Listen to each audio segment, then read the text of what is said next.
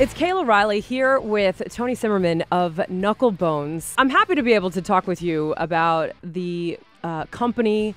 You've been around now for a few years where you have just developed these amazing rock icon figures that have become collectibles to fans, music lovers, to everyone. I want to know, though, how did you even get started in making these rock icon figures? It's a good question. That's probably the one that we get asked most. You know, what prompted you to do it? Why this relatively niche, obscure thing? Why try to make a business around it? And I guess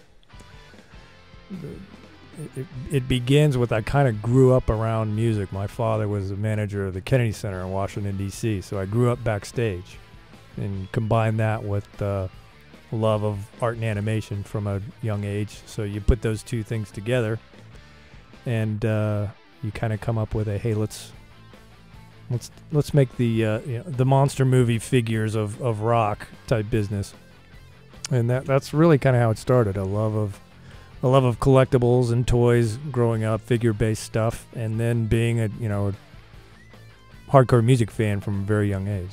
That's probably the best way I could describe it.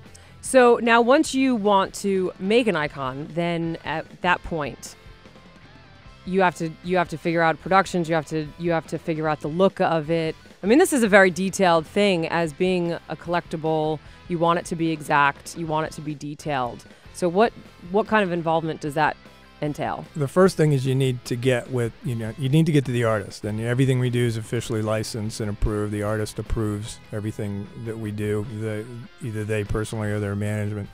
So the first thing is you have to get to the artist, tell him what you're doing, and get their okay and make an agreement to do that. That's another question we get all the time. Everything we do is officially licensed. We'll never release a product that isn't endorsed by the particular artist. So that's the first step. Get them on board and wanting to do the project. Once you do that, then the focus then becomes, let's pick an era. I mean, many of our rock stars have been on stage for 30, 40 years. So there's we all looked a little different over 30, 40 years. Yeah. Let's pick an era. If we're only going to do one figure, even though it might turn into a series of figures, what is the one era that if you ask most fans, what costume, what guitar, is there an look of the icon? Is there an iconic pose that you can say, I'm going to close my eyes and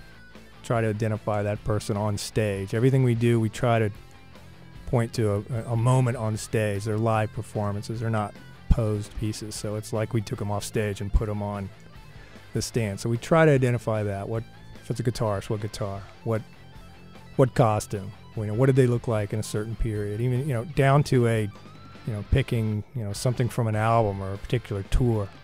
And is this something that you deal with the artists themselves, or the family, or the management, or is this something that you pick on your own?